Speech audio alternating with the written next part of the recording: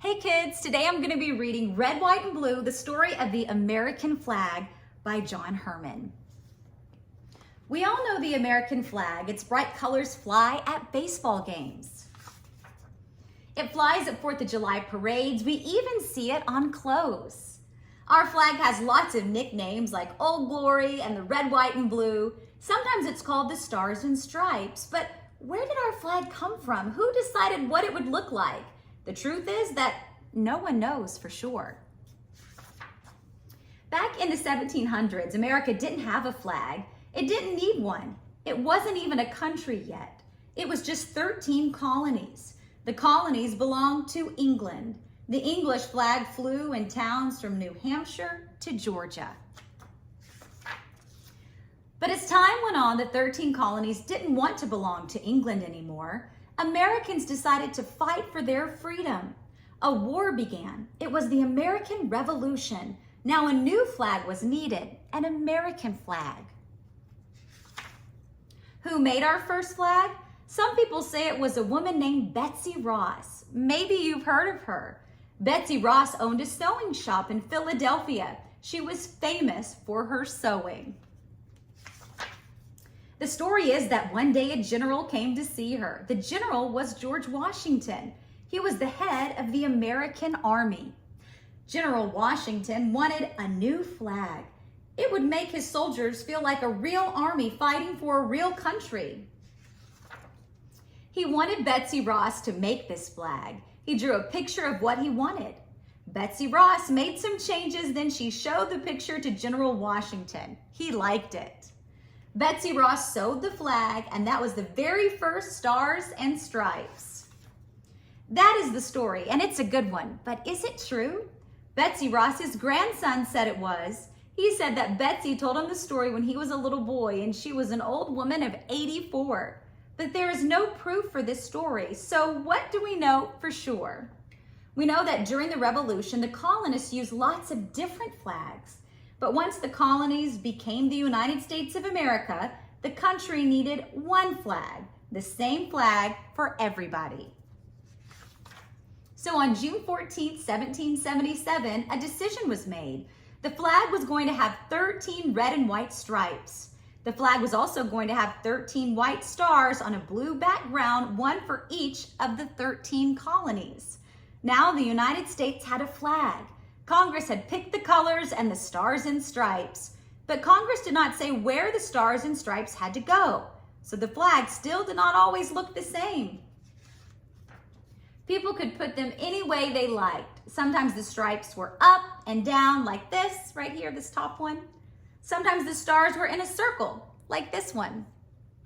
But nobody minded. Up and down or side to side, the stars and stripes still stood for the United States. Over the years, the flag became more and more important to people. In 1812, the United States was at war with England again. British soldiers came to America. They sailed up our rivers. They marched down our streets. They even burned down the White House, the home of the president. On the night of September 13, 1814, British soldiers bombed a fort in Maryland. All that night, a man watched the fighting. His name was Francis Scott Key. He was afraid. What if the American soldiers in the fort gave up? But in the early morning light, he saw the stars and stripes. It was still flying above the fort. He knew American soldiers had won the battle. Key felt very proud. He wrote a poem about the flag on the fort. The poem was The Star-Spangled Banner. Later, the poem was put to music. This song about our flag became a song for our whole country. The flag that Francis Scott Key saw had 15 stripes and 15 stars. Why? Because by then there were 2 more states, Vermont and Kentucky. Our country was getting bigger. People were heading out west. In time, more places were going to want to be states. Soon, there would be too many stripes to fit on the flag. Congress had to do something. So in 1818, this is what was decided. The flag would go back to 13 red and white stripes, and in the blue box would be 1 white star for each state. Every time there was a new state, a new star would be added. At last, the Stars and Stripes looked the same everywhere it flew, and Americans were proud of their flag. They took the flag with them as they moved west. The flag crossed the Mississippi River and the great grassy plains and the Rocky Mountains. It made it all the way to California. More and more states were added to the country, and more stars were added to the flag. By 1837, there were 26 stars on the flag. By 1850, there were 31. One country, one flag. But then in 1861, something happened. Our country split in two. 11 states in the South broke away from the United States of America. They started their own country. It was called the Confederate States of America.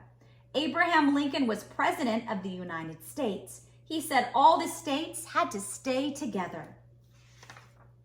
War broke out, the Civil War. It was a very sad time in the history of our country. The 11 southern states stopped flying the Stars and Stripes. They had their own flag. In the North, some people wanted 11 stars taken off the Stars and Stripes, but Abraham Lincoln would not do that. He said the states would get back together. He was right. The Civil War ended in 1865. The North won, and the United States was one country under one flag again. On June 14th, 1877, the flag had a birthday, a big one. It was 100 years old. All across the country, people had picnics and parties and parades. June 14th became a holiday, Flag Day. Today, our flag has 50 stars for the 50 United States of America. Some flags are huge. One weighs 500 pounds. It is flown every 4th of July from the George Washington Bridge. The American flag flies in towns and cities from coast to coast. And that's not all. In 1969, 2 American astronauts were the first people ever to land on the moon. The astronauts took lots of moon rocks back to Earth. They also left something on the moon, the Stars and Stripes. And do you know what? Our flag is still flying there today. The end. Hope you like this book.